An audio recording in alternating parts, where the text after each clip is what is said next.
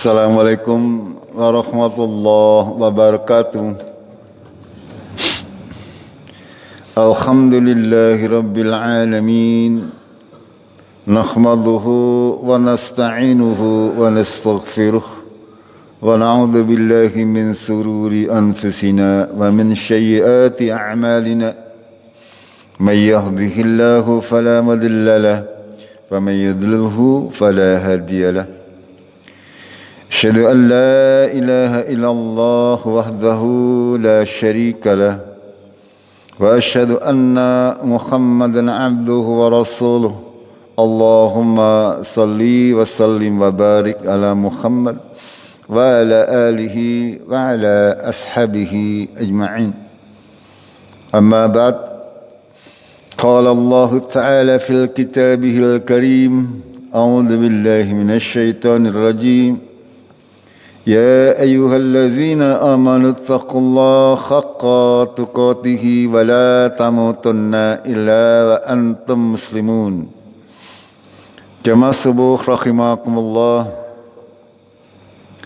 Marilah kita senantiasa memanjatkan syukur kita kepada Allah atas segala nikmat dan karunia-Nya yang sudah memberikan kita kemantapan hati di dalam berislam. Mudah-mudahan kita semuanya senantiasa diberi kesabaran untuk taat kepada Allah di dalam menjalankan kewajiban-kewajiban kita, sabar di dalam menjalani apa-apa yang terlarang untuk kita lakukan, sabar dalam menjalani ujian-ujian yang diberikan oleh Allah kepada kita semuanya. Karena memang ujian atau bala itu adalah sunatullah. Allah berfirman, "Walanabluwannakum bisyai'im minal khauf wal ju' wa naqsim minal amwali wal anfus kabasyiris sabirin." Sungguh akan kami uji kalian dari rasa takut, dari kekurangan harta, kekurangan segala macam perkara duniawi ya, dan juga kematian, baik kematian dirinya maupun kematian orang-orang yang kita cintai.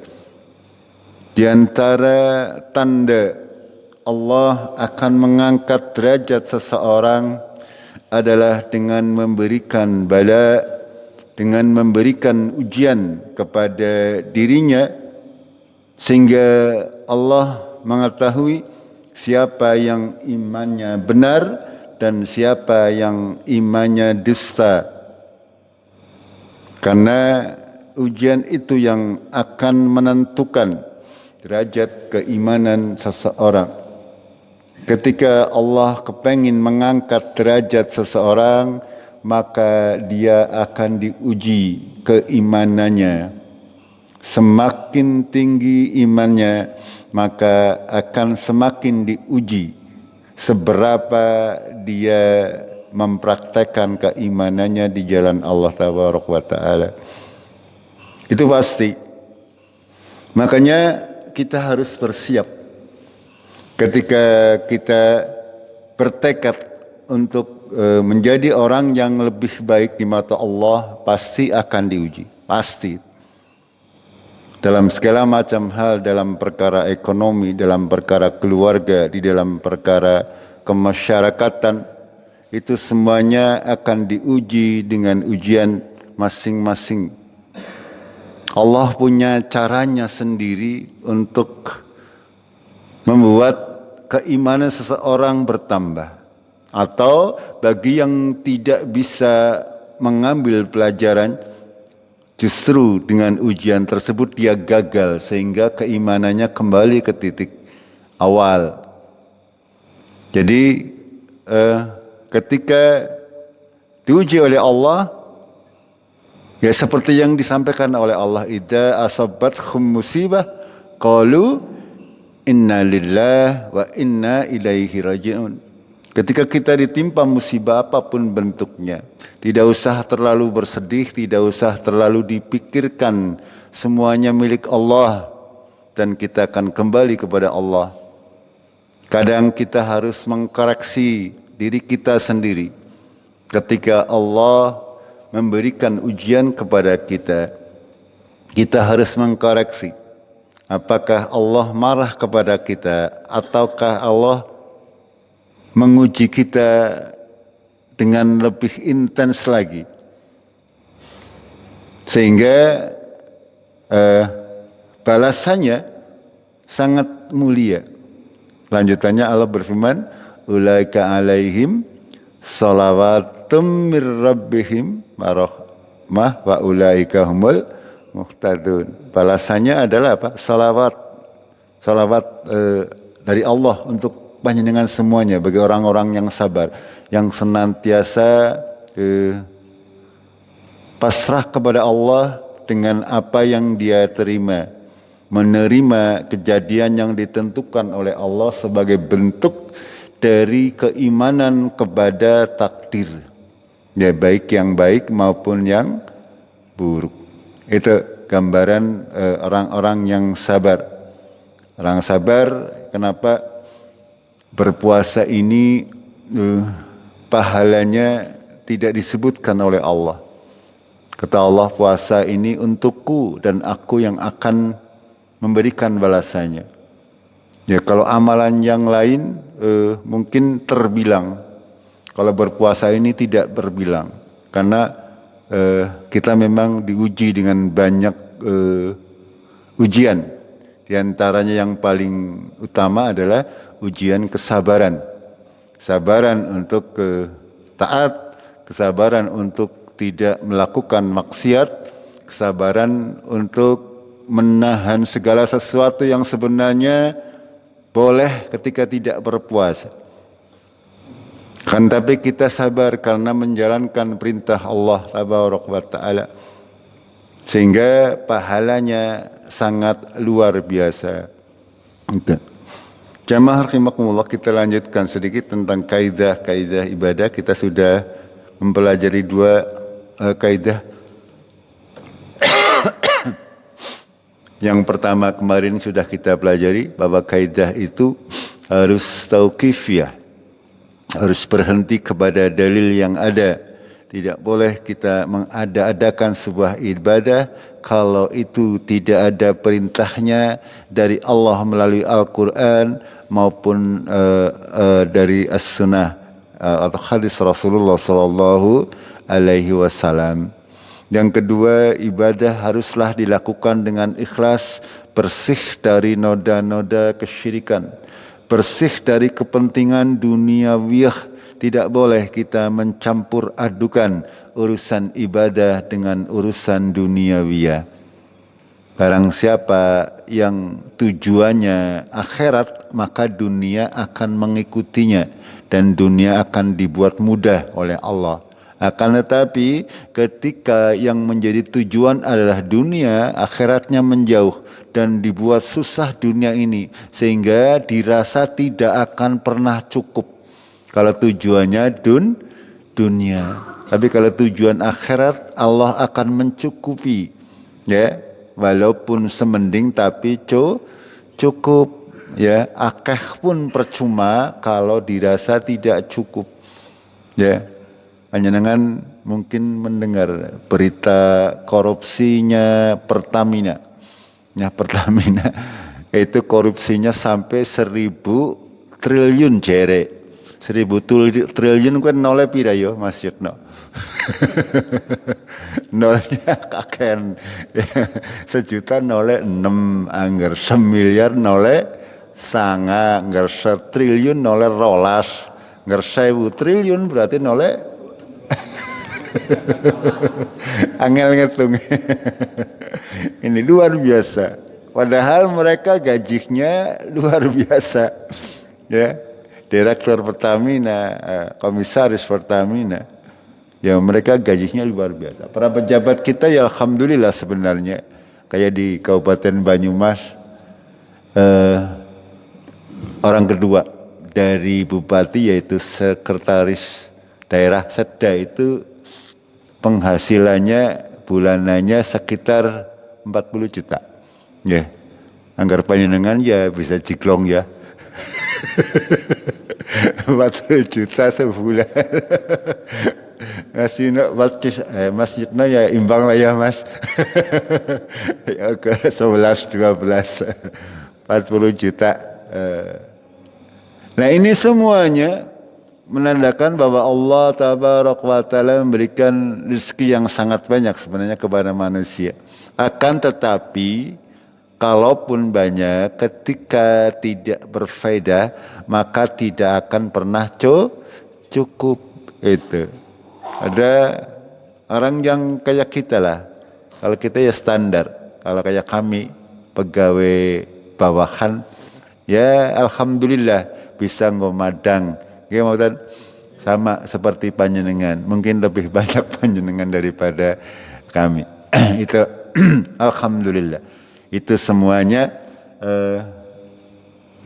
ketika akhirat yang kita jadikan tujuan, insya Allah dunia ini akan dibuat mudah. Karena janji Allah, wa man yattaqillah yaj'al lahu makhrajan wa yarzuqhu min haitsu la yahtasib. Ya, wa man yattaqillah yaj'al lahu min amrihi yusran. Barang siapa bertakwa kepada Allah akan dijadikan jalan keluar yang mudah baginya. Ya, akan diberi rezeki dari arah yang tidak diduga. Jadi percaya mawon nggih dengan kemahakayaan Allah Tabaraka wa Ta'ala. Ketika kita menjalankan sebuah kebaikan, kita niat dengan istiqamah, insyaallah akan bisa kita jalani semuanya. Jemaah rahimakumullah, kemarin kita setelah tauqif yaitu ikhlas, tidak mensekutukan segala sesuatu. Yang ketiga yaitu ibadah itu harus mutaba'ah. Mutaba'ah artinya meneladani Nabi Sallallahu Alaihi Wasallam. Itu tidak boleh kita beribadah kok kita mencontoh ibadahnya orang Yahudi misalnya, atau beribadah bahkan mencontoh ibadahnya Nabi Ibrahim misalnya. Kalau diketahui kalau tidak sesuai dengan Nabi Muhammad tidak boleh ya, karena Nabi Ibrahim mungkin sedikit berbeda cara salatnya, cara puasanya, itu tidak boleh ya.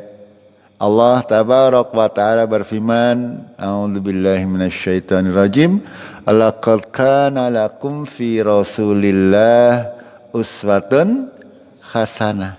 Dan sungguh telah ada pada diri Rasulullah contoh yang paling baik. Liman kana yarjullaha wal yaumil akhir, bagi orang-orang yang mengharapkan pertemuan dengan Allah dan hari akhir. Wa zakarallaha katsiran, dan banyak mengingat Allah. Ini pada diri Rasulullah Allah sudah memberi garansi ya, bahwasanya pada diri Rasulullah terdapat contoh yang paling baik dalam segala macam perkara sebenarnya, bukan hanya masalah ibadah. Dalam masalah kehidupan sehari-hari, beliau adalah contoh yang paling baik. Hanya kalau untuk yang bukan ibadah, ya boleh kita sedikit tidak mengikuti Rasulullah dalam hal-hal tertentu misalnya. Ya, karena memang tidak mampu. Ya, contoh misalnya Rasulullah bojone sanga panjenengan ya ndak boleh. Ya, panjenengan maksimal papat, syaratnya harus adil karo duwe duit nggih, bojo siji be ora taya ngempani nggih. Itu apalagi bojo lebih dari satu ya. Itu kalau memang bisa ya seperti itu kan. Tetapi sekali lagi untuk hal-hal kita khususkan untuk masalah ibadah terlebih dahulu, pada hakikatnya semua yang diucapkan oleh Rasulullah, semua tindak tanduk Rasulullah, semua yang disetujui oleh Rasulullah dan dilarang oleh Rasulullah itu adalah menjadi ketentuan syariat bagi kita kaum muslimin. Kita tidak punya pilihan. Ya, kita tidak punya pilihan ketika Allah dan Rasulnya sudah menetapkan sebuah perkara dalam urusan agama. Itu. Makanya kadang saya tidak habis pikir, banyak orang pintar tapi keminter. Okay? Banyak orang pintar tetapi minteri, kadang minteri. Ya, Al-Quran dipelintir sedemikian rupa sehingga tidak sesuai dengan ketentuan. Yang paling mudah ini ketika kita memulai Ramadan, memulai Syawal. Rasulullah sudah jelas-jelas menyatakan, hadisnya Sahih Bukhari Muslim, ketika bulan sudah mencapai tanggal 29, maka jangan berpuasa kecuali kalian melihat hilal. Kalau tertutup awan, genapkan 30 hari. Ini aturan syariat. Akan tapi kenapa orang mengetung dewek, ya? Berarti dia tidak menerapkan kaidah. Ibadah itu harus mereka berusaha mencari dalil, mengakal-akali. Kan bukan puasanya, hanya memulainya tidak ngikut Rasulullah juga tidak apa-apa katanya. Kata siapa ya? Ya, Rasulullah sudah menentukan cara, segala macam cara. Ketika itu sudah ditentukan oleh Rasulullah, maka tidak boleh bagi kita untuk mencari cara selain yang ditentukan oleh Rasulullah. Contoh misalnya sholat saja. Caranya dari mulai takbir sudah dicontohkan oleh Rasulullah. Tidak boleh panjenengan takbir, ya, misalnya dengan bertolak pinggang. Ya tidak boleh, itu. Tidak boleh, kita mencari cara-cara yang lain. Di urusan sepele saja, mengenai sholat saja, ya tidak boleh. Kita mengacung lah, urusan ngacung saja. Kenapa yang ngacung udah jempole? Panjenengan berani ngacungnya seperti ini, berani betul? Enggak berani. Kenapa? Karena Rasulullah mencontohkan ngacungnya dengan jari telung. Ini masalah kelihatannya sepele.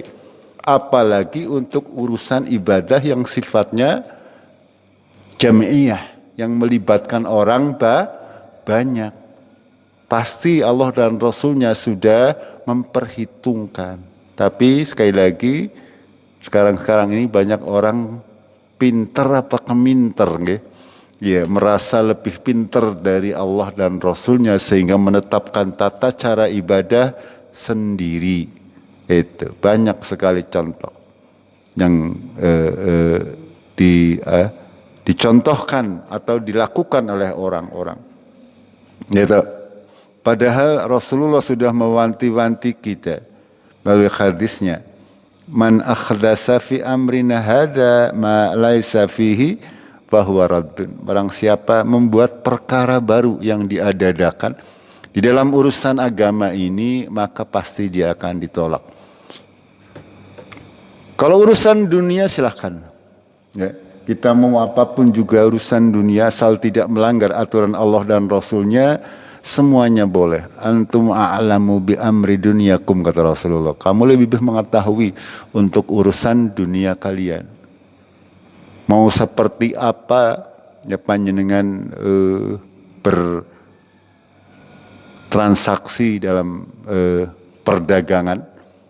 Ya, Rasulullah pada waktu itu belum mengenal yang namanya dagang online, orang ngerti nggih? Belum ada. Ya sekarang sudah ada dagang online. Panjenengan tidak perlu punya toko tapi tayang dodolan. Itu salah satu peluang. Ya, panjenengan orang sekarang ini harus memanfaatkan teknologi. Bagi yang muda-muda, memanfaatkan teknologi untuk mencari rezeki Allah. Ternyata sangat dimudahkan, ya, asal kita aktif, ya, aktif di dalam menjalankan hal tersebut. Utamanya sebenarnya sama, baik kita berjualan offline maupun online itu utamanya adalah faktor kejujuran dan kepercayaan. Itu. Ketika itu kita dapati, insya Allah sama saja. Itu. Dimanapun juga kita berjualan, asal pertama amanah dan harganya bersaing, ya kita akan mendapatkan customer, mendapatkan langganan. Ya kalau harganya tidak bersaing, ya otomatis kita akan ditinggalkan oleh pelanggan kita. Itu adalah kaidah dalam ilmu jual beli. Agar supaya kita menyadari itu semuanya, Rasulullah sudah mengajarkan kepada kita terkait hal-hal tersebut. Bagaimana berjualan yang benar, ya bagaimana bahwasanya Rasulullah tidak pernah mencampur adukan antara barang-barang yang baik dengan barang-barang yang buruk, ya. Kalau baik dikatakan baik, buruk dikatakan buruk, tidak dicampur adukan dan harganya masing-masing sesuai dengan kualitas yang ada. Itu dalam perkara duniawi, ya. Rasulullah juga mencontohkan, ya, dan itu pasti adalah contoh yang paling baik untuk urusan dunia pun, apalagi untuk urusan ibadah. Itu. Sekali lagi, bahwasanya kaidah beribadah yang berikutnya adalah muttaba'un ala Rasulillah. Berarti sudah 3.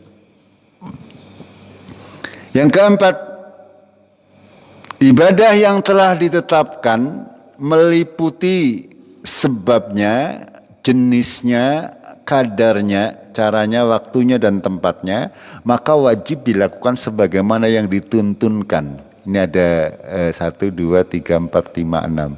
Sebab, jenis, kadar, cara, waktu, dan tempat. Sebab, jenis, kadar kue apa? Takaran. Ya mau berapa rakaat itu kadar misalnya. Berapa hari itu kadar.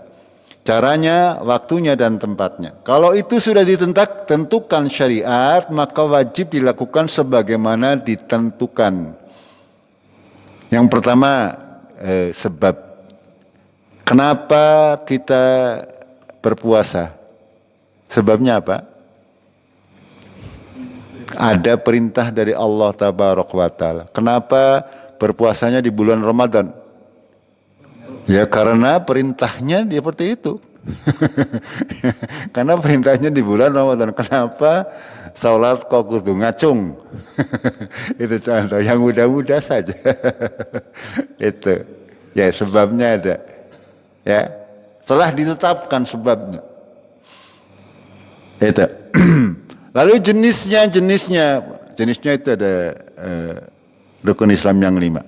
Ya, ada syahadat, ibadah-ibadah yang banyak, sangat banyak jenisnya. Salat, puasa, zakat, salat tarawih, salat malam, salat duha, sedekah, banyak sekali jenisnya. Ya, kita tidak boleh ngarang ibadah yang jenisnya tidak ditentukan. Tidak boleh. Kadarnya itu meliputi jumlahnya. Misal salat subuh 2 rakaat, kadarnya berarti 2 rakaat. Tidak boleh kita keluar dari itu. Puasa, ya. Puasa 30 hari dari mulai pagi sampai malam. Tidak boleh kita melewati itu. Kalau kita menjalankan puasa, yang tak kepengen tekan isya baiklah. Bukannya isya, boleh namanya? Boleh ditolak, tidak boleh maksudnya ditolak. Ya, malah kita tidak akan mendapatkan pahala. Ya, karena kadarnya sudah ditentukan oleh Allah dan Rasulnya. Itu. Tata caranya juga demikian, seperti yang saya sampaikan tadi. Salat dari mulai takbir sampai salam. Berpuasa, tata caranya, memuliainya seperti apa, memulai bulan Ramadan seperti apa, mengakhiri bulan Ramadan seperti apa, puasanya harus bagaimana, itu caranya. Sudah sempurna agama Islam. Ya, Kalau itu sudah ditentukan, maka tidak boleh kita ngarang-ngarang. Nyongta puasanya ngitungnya karo hitungan Jawa baik. Ya, itu ada jamaah di Sulawesi kalau nggak salah. Ada yang punya patokan hisab biasanya kacek sedina rong dina, pasti selalu senantiasa kacek. Apalagi di Indonesia ini banyak sekali ya komunitas-komunitas yang mereka membuat tata cara perhitungan sendiri dengan tidak merujuk kepada dalil, sehingga pasti akan berbeda. Dan semestinya ada tindakan tegas dari pemerintah seharusnya, ya seharusnya, biar kaum muslimin tidak senantiasa tenggelam. Tapi itu semuanya belum dilakukan, mungkin lain waktu, ya.